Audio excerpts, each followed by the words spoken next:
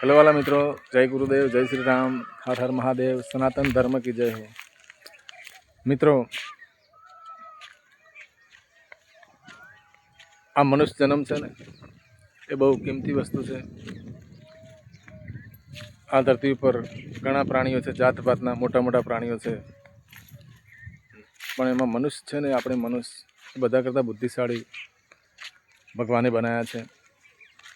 અને ગમે તેવાને પણ મનુષ્ય વશ કરી દે છે। વાઘ હોય, હાથી હોય મોટો, પણ એને મનુષ્ય વશ કરે છે મિત્રો। અને મનુષ્યને ઉપર કોઈ સાહેબ નથી ભગવાન સિવાય। અને મનુષ્ય જન્મ મળવાનું કારણ તો એ જ છે કે આપણા જેને કર્મ સારા હોય એને જ મનુષ્યનો અવતાર મળે છે મનુષ્ય મિત્રો। નહીં તો કેટલી યોનિ છે, 84 લાખ યોનિ છે, એમાં સારા કર્મ ના કર્યા તો એમાં અવતાર મળે છે મિત્રો। અને માણસ થઈને આપણે માણસની રીતે માણસના ગુણ ધારણ કરવા જોઈએ। અને મનુષ્યનો અવતાર આપણને ભગવાનનું નામ લેવા,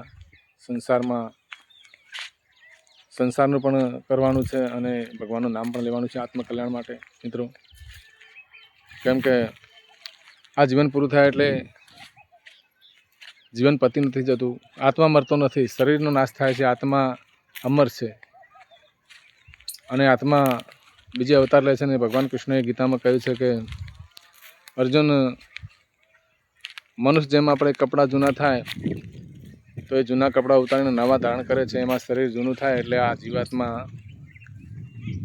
એ જૂનું શરીર નાશ થાય એટલે નવું શરીર ધારણ કરે છે। પણ કઈ રીતે? કે કર્મના અનુસંધાન, જેવા કર્મ આપણે આ મનુષ્ય જીવનમાં રહીને કર્યા હોય એવું શરીર મળે છે। જો સારા કર્મ કર્યા હોય તો મનુષ્યનું શરીર મળે છે અને બહુ સારી જગ્યાએ આપણને ભગવાન અવતાર આપે છે અને આપણે ભગવાનનું નામ લઈ શકીએ અને સારું જીવી શકીએ એવો અવતાર મળે છે મિત્રો।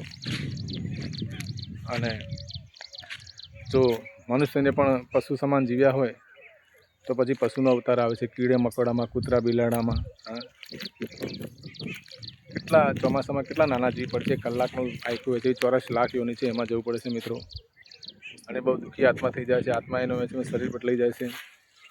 માટે ભગવાને કહ્યું છે, કૃષ્ણ ભગવાને ગીતામાં, કે આહાર, નિંદ્રા, ભય અને મૈથુન, ખાવું પીવું, ઊંઘવું, બાળકો પેદા કરવા, એને પરણાવવા, સંસારિક કામ કરવું, બાળકોનું જતન કરવું તો એટલું કરતા હોય તો એવું તો જનાવર બી કરે છે, પશુ પંખી પણ કરે છે મિત્રો। ખાય છે, પીવે છે, એમને ભય પણ લાગે છે, નિંદ્રા પણ લે છે। અને એટલું જ આપણે મનુષ્યને કરતા હોય તો જનાવરમાં, પશુમાં અને મનુષ્યમાં કોઈ ફરક રહેતો નથી મિત્રો। અને આ જીવ પછી આ શરીર છૂટે એટલે પછી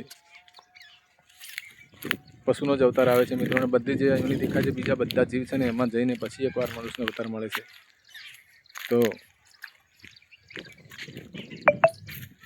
ભગવાન કૃષ્ણએ ગીતામાં બહુ સરસ ઉપદેશ આપ્યો અને સંતોએ પણ કહ્યું છે કે करो हरि का भजन प्यारे, उमरिया बीत जाती है। करो हरि का भजन प्यारे, उमरिया बीत जाती है। बालापन खेल में खोया, जवानी नींद भर सोया, बुढ़ापा देख कर रोया, याद मन को सताती है। बालापन खेल में खोया, जवानी नींद भर सोया, बस मजा मस्ती, पण गड़पण आवे એટલે રડે છે કે કંઈ ના કરી જીવનમાં મિત્રો।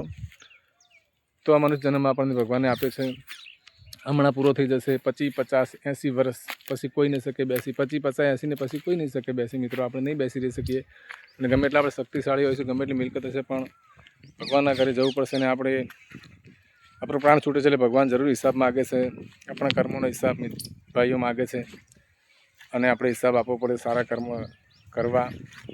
અને જે કર્મ કર્યા છે એ ભોગ્યા વગર છૂટકો નથી, કોઈ બીને કર્મ છોડતું નથી મિત્રો। તો સારા કર્મ કરવા અને આ મનુષ્ય જન્મ ભગવાને આપણને આપ્યો છે તો સાર્થક કરીએ અને ભગવાન આપણા પર રાજી રહે અને ફરીથી પણ મનુષ્ય જન્મ મળે અને ભગવાનના ગુનામાં ના આવીએ આપણે એવું ધ્યાન રાખીએ। કેમ કે આજકાલ કરતા રે હે અવસર આપણો વીતી જશે રે, હે મારું તારું કરતા રે આ મન ખોયા આપણો વીતી જશે રે ભાવ કરીને જો ભજા નહીં ભગવાન રે હો તો પછી બળદ ના અવતારે રે આવો જાજો ખેતર ખેડશો રે માણસ જેવું નહીં જીવ્યા સારા કર્મ નહીં કર્યા તો મિત્રો આ ખેતર દેખાય છે ને બળદ ખેડે છે ને આપણે પણ બળદ થવું પડશે મિત્રો અને ખેડૂત મારે પરુણાના માર રે હો એવા પરુણાના ગોદા રે વાલા તમને વાગશે રે આવા મનુષ્ય જેવા ટાણા રે વાલા તારા જા હેસે રે ઓજી તો મનુષ્ય જન્મ દુર્લભ છે મિત્રો મળેના દૂજી બાર તો ભગવાનની પરીક્ષામાં આપણે પાસ થઈએ અને આ પ્રાણ છૂટીને આપણે ભગવાનના દરબારમાં જઈએ તો આપણને કોઈ ગુનો લાગુ ના પડે ભગવાનના ગુનામાં નહીં આવવું અને ભગવાનના કાયદામાં રહીને જીવન જીવવું મિત્રો બને તો સારું કરવું ખોટું કોઈ દિવસ કરવું નહીં મિત્રો ભગવાન રાજી રહે એવું જીવન જીવીએ આપણને બધાને ભગવાન સદબુદ્ધિ આપે અને આપણું જીવન